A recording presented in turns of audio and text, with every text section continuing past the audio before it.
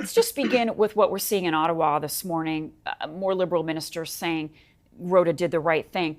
Nothing from the PM. Any Right. surprise? Well, I am surprised that Mr. Trudeau hasn't shown up in the past couple of days. Canadians really have taken note of that, and Pierre Poilievre just scored heavily with that point in that very short and strong clip that he delivered. Look, everybody who knows anything about Parliament knows that this is not a decision of the government. Just the wording of Rota's speech made it clear that that was his personal initiative. Fine. It's Rota's fault. He did it, and he's resigned for it. Now, it's all of Canada that is bearing the weight of this incredible blunder. It's hurtful to all of us. And Mr. Trudeau has shown in the past, because he's apologized for a lot of things, that he knows how to apologize. So he's right now being put in a very tricky position by the Conservatives in particular, because the way Poilievre just teed that up, if Poilievre were to come in and apologize on behalf of what happened in Canada, and considering that it affects our vision in the world. Look, I get calls right now. I'm speaking with journalists and other media types in Europe. And the question is, how could you have done that? And so it's no point saying, oh, it was Anthony Rota. They have never heard of Anthony Rota. They know Justin Trudeau and they know Canada. And it's so out of character for Trudeau and for Canada to have this sort of thing stuck to them. Of course, he should issue the most sincere apology for what happened in the Canadian Parliament. But the way the Conservatives are playing it makes it extremely difficult for him to do that, because they're saying, he should apologize for what he did. It's not his fault for what happened. He didn't do it. But he is the head of our government. He's the head of the Canadian government. And for and on behalf of all Canadians who are mortified, just so sad and embarrassed that someone with that Nazi past was presented in our Parliament at a solemn moment when Zelensky had just given an amazing Churchill-like speech that everybody applauded with good reason. All of a sudden, this happens. It's not enough to say that it was Anthony Rota and he's gone. It's Canada that's got the black eye from this thing, and it's the Prime Minister of Canada, head of our government, who has to try as best he can to set it straight. Okay, so I just want to understand then what you're saying, because I'm not sure, Tom, that everybody's going to follow the nuance of what you're explaining to us. You think that the PM should apologize, but apologize for what and to who? Justin Trudeau doesn't have to apologize for anything he did personally. We know that it's Anthony Rota who did this.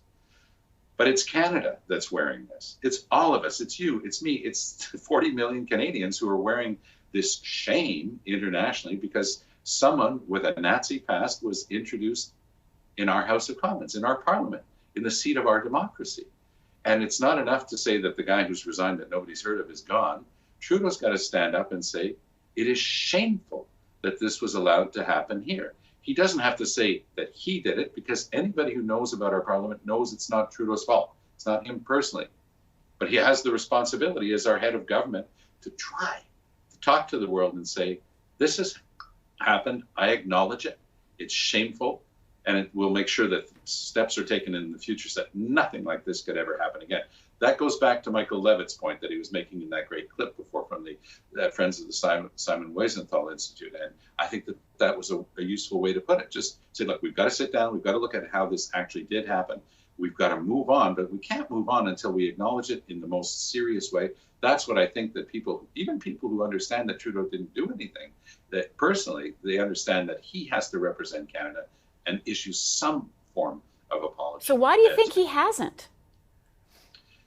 He's got very good, strong communications advisors. The first couple of days, he ramped it up a little bit.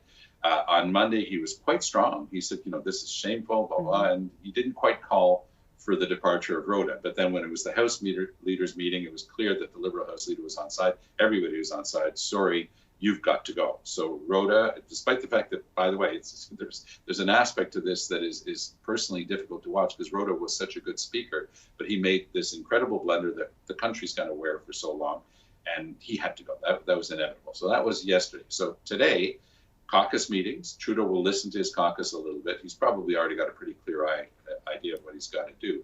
And then he will show up in question period. Poilievre will go after him, but Poilievre will make invariably the same mistake they've been making for 3 days, which is to try to make Trudeau wear this as a personal gesture, a personal failing. It is not the fault anybody except the Speaker, because that's his bailiwick. That's his domain. He controls the seats that he had allocated to him. He put that person there. He introduced this person from his writing. That was his choice of words. Look, don't think for one second, Marcia, that anybody in any government department would have not twigged to the fact that congratulating somebody for fighting, and this is a quote, the Russians during the Second World War, when Russia was part of the Soviet Union, and they were our allies throughout the Second World War. Somebody would have twigged. It would have never gone through. It was Rota's personal initiative, but that doesn't get us to first base in this discussion.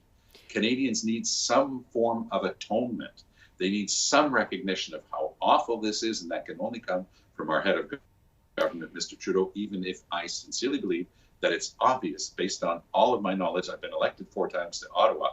I know that it's the Speaker's purview and prerogative, but that doesn't answer it right now. Trudeau's got to represent all Canadians and express our deep regret and our shame for what happened. Okay, so you wrote a great piece, which I encourage everybody to read, for our website on why Rota had to go. And you say in it essentially what you're telling us this morning. And I'm just going to read from your column. The Liberal leader has absolutely nothing to do with the Speaker's totally independent choice of whom he puts in his own allotment of reserve seating for such an event. But Tom, do you not think that Poilievre is gaining some political traction by saying, and he said it again this morning, that the PM is responsible for this, that the PM should have asked for a completely vetted list of guests to the House of Commons? That very last part, Poilievre is making up. That's just an easy way for him to try to pin the tail on the donkey. He's got this thing. He wants to stick it on Trudeau. Anybody who knows about Parliament and the rules and who the Speaker is and what they do knows that that's not true. But where Poilievre is right is that Trudeau, in the largest sense, as the head of government, is responsible for what happens in Canada. He's responsible for our international image. He's responsible for what the world feels about Canada. And by the way, for having traveled to dozens of countries and seen the reaction to everything Canadian, we do have a really good track record. People see us very positively, one of the best countries to live in the world. And that's a fair assessment. We are one of the best places to live in the world. So this tarnishes that reputation. And the only way to try to expunge some of that, to atone for it, would be for the head of government, who is well known, liked, and respected on the world stage, Justin Trudeau, to come forward with it. He is being pushed into a corner. He doesn't like that. It's a normal human reaction.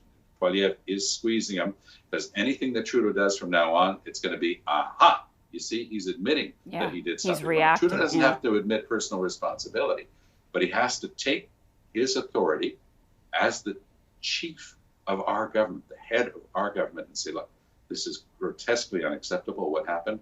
This is not Canada, and I want us to know how sorry we are for what happened. If he does that, if he manages to parse it, anybody will appear churlish if they try after to invent things that the Conservatives, look, I've been on the air with so many Conservatives for the past few days.